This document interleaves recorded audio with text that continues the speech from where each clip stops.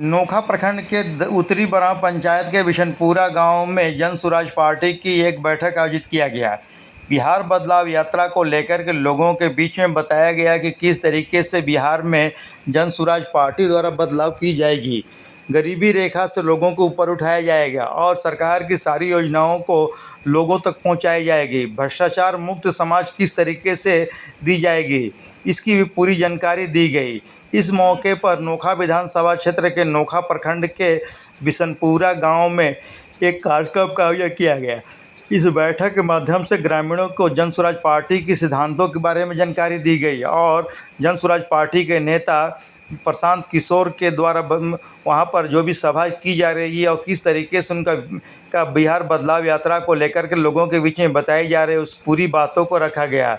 जहां पर कि उपस्थित लोगों के बीच में सभी बातों को जानकारी रखते हुए बलजीत यादव, जो कि जन सुराज पार्टी के नेता हैं, उन्होंने बताया कि किस तरीके से वे बिहार बदलाव लाएंगे, जो जन सुराज पार्टी के द्वारा जो किया गया है और उन्हीं के पार्टी के सिद्धांतों के बल पर बिहार में बदलाव किया जाएगा।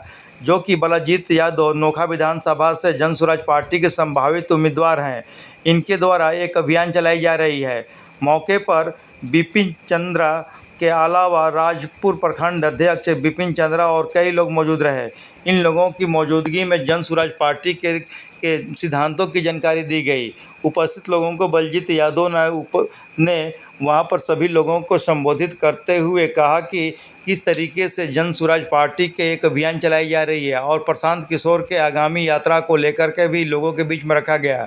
मौके पर बिशनपुरा गांव के कई ग्रामीण उपस्थित रहे और लोगों को वहां बिशनपुरा गांव में बताया गया कि किस तरीके से जन सुराज पार्टी कार्य कर रही है और जन सुराज पार्टी के कार्य की शैली की और इसके अलावा पार्टी के सिद्धांतों के बारे में लोगों को बताया गया।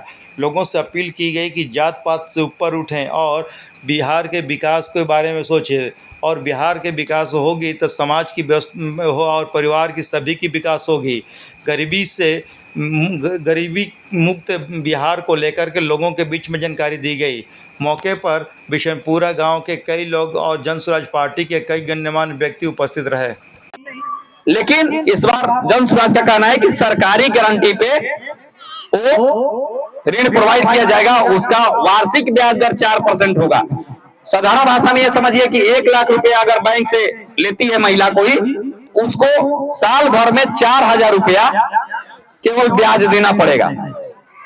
ये इसलिए भी जरूरी था क्योंकि अगर किसी आदमी को अनुदान के रूप में दे दिया जाएगा तो कोई भी आदमी समाज में, आप लोग इस बात से सहमत होंगे कि उसकी कदर नहीं करता है, वो कहीं इधर उधर अपने काम में खर्च कर देगा। जिस काम के लिए वो लिखा पढ़ी करके लिया है उस काम में नहीं खर्च करेगा। लेकिन उसको पता रहेगा इस चीज का मॉनिटरिंग हो रहा है तो मुझे अपने जीवन में आगे काम करना है।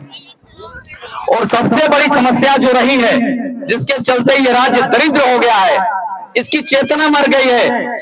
ये बुद्ध की धरती मजदूरों का धरती बन गया है।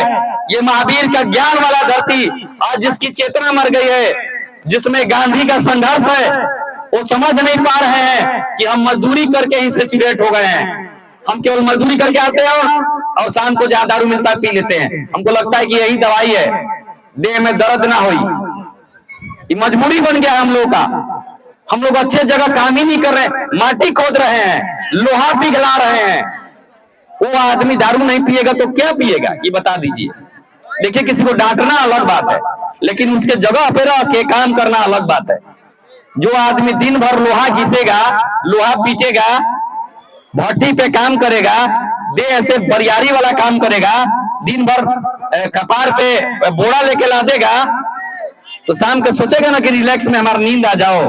देह तब पिराता सब, अब हमारा दबाव वाला कोई निखे। जहां दबावल जाता 2-3 हजार रुपया लगेला, उस समय कब हमनियों को बनी जा। तो ये समस्या है, इस चीज को समझिए। अपने भाइयों की समस्या है।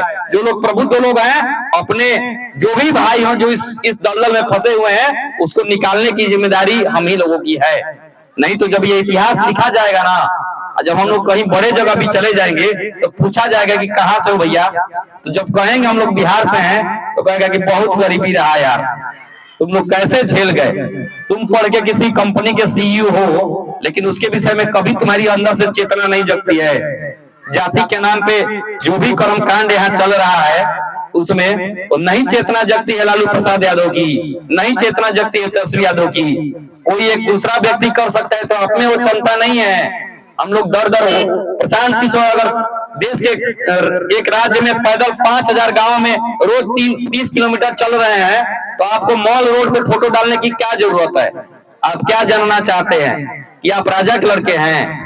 बाकी और लोगों में कोई क्षमता नहीं है। ये सही नहीं है, ये सही से प्रयास नहीं किया जा रहा है, इसका नतीजा है केवल।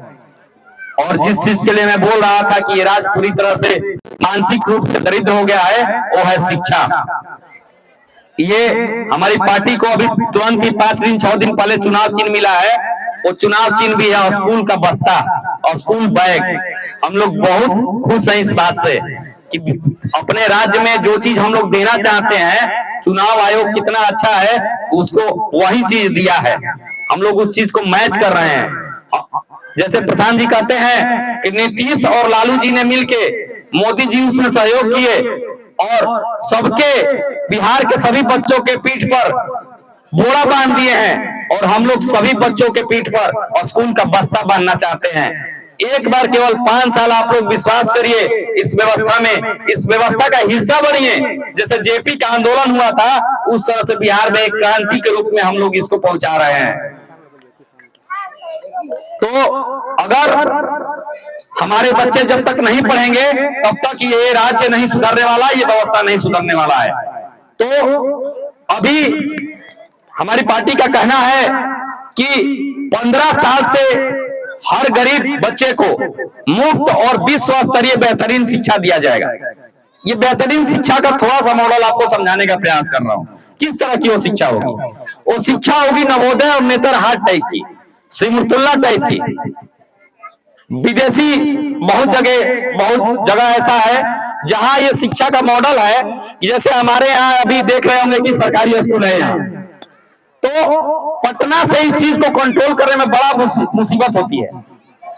यहाँ टीचर क्या पढ़ा रहा है रोज नहीं देखा जा सकता है, या फिर स्कूल इतना ज्यादा है उसके लिए ज्यादा कर्मचारी भर्ती किए जाते हैं। और दिक्कत क्या होता है कि जब जो घूस लेने लगता है तो मॉनिटरिंग पकड़ना बहुत मुश्किल होता है, और समाज में सब लोग जागरूक नहीं है कि उसके खिलाफ तुरंत आंदोलन क्रांति कर दे, उसके विषय में डांट टपट करें, उसे जाके बात करें। उसको लगता है कि ठीक है ऐसा ही है, चल रहा है, चलता रहेगा, क्या बदलने वाला है। लेकिन हमारी पार्टी की संकल्पना है कि ब्लॉक के स्तर पर लगभग एक ब्लॉक में लगभग 10 उस टाइप के विद्यालय बनाए जाएंगे। जैसे आप लोग देख रहे होंगे कि आप अपने बच्चे को, जो भी संपन्न घर से होंगे, जो अपने बच्चे को अच्छे जगह पढ़ने विदा करते हैं, तो स्कूल बस आता है ले जाने के लिए, और स्कूल बस में आपका बच्चा बैठता है, वहां पढ़ता है, फिर स्कूल बस आपको छोड़ देता है। तो क्या होता है कि वो चीज हर जगह अपना फ्रेंचाइजी खोल दे तो उतना बढ़िया क्वालिटी एजुकेशन दे नहीं पाएगा। तो जन स्वराज की संकल्पना है कि ब्लॉक के स्तर पर लगभग 10 सिमुलतुल्ला और नवोदय नेतरहाट टाइप के विद्यालय स्थापित किए जाएंगे, जिसमें 5000 से लेकर 7000 बच्चे एक स्कूल में पढ़ेंगे। वहां की मॉनिटरिंग बढ़िया तरीके से की भी जा सकती है। अगर मुख्यमंत्री वहां जाना चाहे एक जिला में, अगर एक दिन का दौरा रहे तो वहां के एक जिला के सभी स्कूलों को घूम लेगा, समझ लेगा, देख लेगा। लेकिन अभी चाह के भी अगर नीतीश जी चाहे कि हम रोहतास जिला के सभी विद्यालय को घूम ले, तो उनको कम से कम कुछ नहीं, अगर जाके एक बार बिल्डिंग भी देख के चले आए तो उनको महीना दिन से ज्यादा लगेगा। ये स्थिति है। तो ये शिक्षा का पश्चिम में मॉडल है, और उसी मॉडल को हम लोग यहाँ स्थापित करना चाहते हैं कि बच्चे अच्छे जगह जाके पढ़ें। ये व्यवस्था पूरी तरह से फ्री होगी। लेकिन एक अड़चन है इसमें। अड़चन ये है, ये जो बिल्डिंग बनाई जाएगी, व्यवस्था क्रिएट किया जाएगा, इसमें टाइम लगेगा।